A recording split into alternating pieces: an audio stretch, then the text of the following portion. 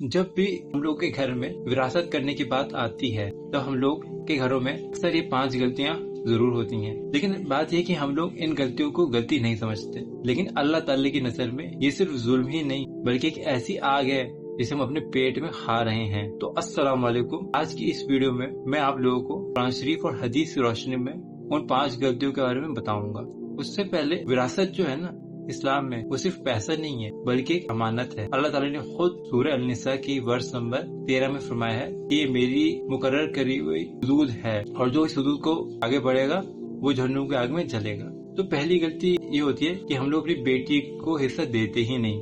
हम लोग अक्सर ये कह देते हैं कि हमारी बेटी की तो शादी हो गई, अब उसका घर वो है तो उसे हिस्सा क्या देना। देखिए अल्लाह ताला ने साफ साफ कुरान शरीफ की सूरह अल-निसा की वर्ष नंबर 7 में ये फरमाया है कि मर्दों का भी हिस्सा है और औरतों का भी हिस्सा है, चाहे ज्यादा हो या कम हो, लेकिन हिस्सा दोनों का है। तो ये कह के कि बेटी की शादी हो गई, घर वो हो गया, ऐसा कह के अपनी बेटी का हक ना मारें। दूसरी गलती होती है माँ को विरासत देना भूल जाना। जब किसी घर में वालिद साहब फौत हो जाते हैं तो बच्चे अक्सर अपनी माँ को हिस्सा देना भूल जाते हैं, लेकिन अल्लाह ताला ने कुरान शरीफ की सूरह अल-निसा की वर्ष नंबर 11 में फरमाया है कि माँ का 6वां हिस्सा है और ये हिस्सा अल्लाह ताला का मुकर्रर किया हुआ हिस्सा है, तो बच्चे अपने हिसाब से हिस्सा ना लगाएं। तीसरी गलती होती है बिना कर्ज अदा करे विरासत देना। देखिए शाही बुखारी की हदीस नंबर 2744 का किस्सा है कि एक बार नबी करीम सल्लल्लाहु अलैहि वसल्लम ने किसी एक मैयत को जनाजे पढ़ाने के लिए मना कर दिया क्योंकि उस मैयत के ऊपर कर्ज था। तो जब भी आप लोग विरासत करें ना, पहले उस मैयत का कर्ज उतारें, फिर वसीयत करें या हिस्सा करें। ये अल्लाह ताला का सबसे बेहतरीन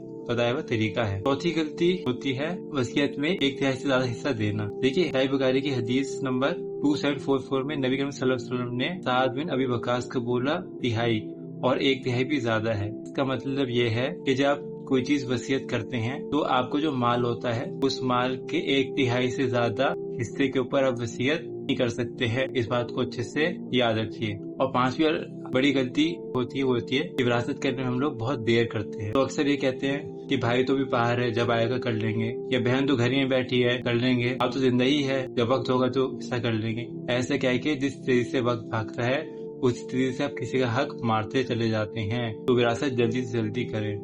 आखिरी में यह है कि विरासत का असली मतलब ये नहीं कि सही तरीके से विरासत आपने कर दी, बल्कि विरासत भी एक इबादत है। तो इसको जल्दी से जल्दी करें, क्योंकि कोई इबादत आप देर से करते हैं तो वो भी गुनाह ही होता है। तो आप लोगों को अगर ये वीडियो पसंद आई हो तो इस वीडियो को ज्यादा से ज्यादा लाइक भी करें, शेयर भी करें और चैनल को सब्सक्राइब भी जरूर करें।